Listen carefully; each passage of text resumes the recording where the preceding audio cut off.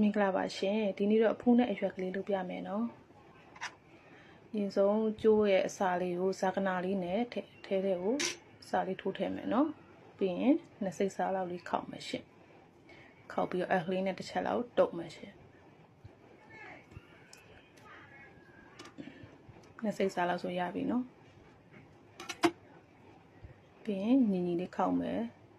အချီတုပ်ထားတဲ့ဘက်မဟုတ်ပါအချီမတုပ်ထားတဲ့ဘက်ကနေပြီးအလွှာလေးတွေခွာပြီးခောက်မယ်နော်ပထမတစ်ရက်ရက်မယ်ဒုတိယတစ်ရက်ရက်မယ်နှစ်ရက်ရက်မယ်ရှင်နှစ်ရက်ရက်ပြီးရင်နောက်ဘက်ကနေပြီးတော့ခြီလေးကိုနောက်ကနေခြီလေးနဲ့တုပ်မယ်တုပ်တဲ့ခါကျရင်ပထမဦးဆုံးခြီတုပ်ခဲ့တဲ့နေရာလေးကိုအနဖားလေးနဲ့ထိုးမယ်နော်အနဖားလေးနဲ့ထိုးတဲ့ခါအချီကစောင်းမသွားအောင်လို့တက်တက်လေးဖြစ်အောင်လို့တတိထားပြီးလုပ်မယ်နော်တက်တက်လေးဖြစ်သွားပြီနောက်ထပ်တစ်ချက်ခိုင်တော့ထပ်တုံးမယ်ထူပြီးသွားတဲ့ခါကျရင်တဲ့သွားပြီဆိုရင်အခလေးနဲ့တစ်ခါတည်းစိုက်မယ်နော်ပြန်ပြီးမရွေ့ပါအောင်စိုက်ပြီးသွားပြီဆိုရင်ပက်ပက်လေးလေးကိုချီတုံးမယ်နော်ဘေးဘက်လေးကိုနည်းနည်းလေးဆောင်းပြီးထွက်မယ်ပြီးရင်အချီထွက်ထားတဲ့နေရာနေပြီးအက်ကိုပြန်ထွက်မယ်နော်ပြီးရင်အပေါ်လည်းနည်းနည်းလေးတက်ဆောင်းပြီးပြန်ဆွဲမယ်ဆွဲတဲ့ခါကျရင်ချီကိုလေးတင်းတင်းမဆွဲဘဲနဲ့တတလေးပဲဆွဲမယ်နော်ဖူးလေးကအောက်ပိုင်းလေးကဖောင်းဖောင်းလေးနဲ့ထိတ်ကလေးချွန်ချွန်လေးဖြစ်အောင်လို့အောက်ပိုင်းလေးကိုချီတအတိတ်မဆိုချီထင်းအောင်လောက်လေးနော်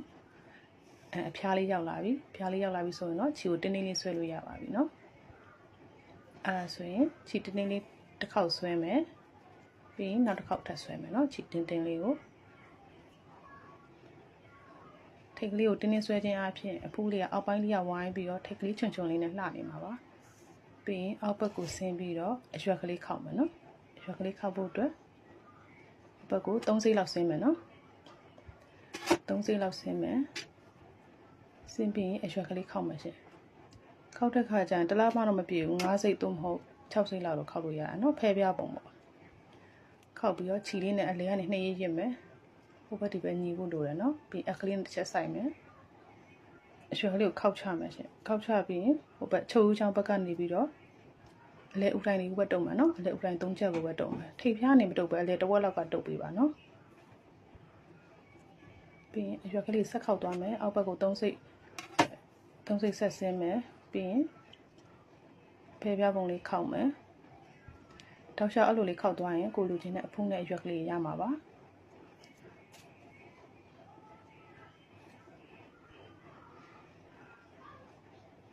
လှပတဲ့အဖုံးနဲ့ရွက်ကလေး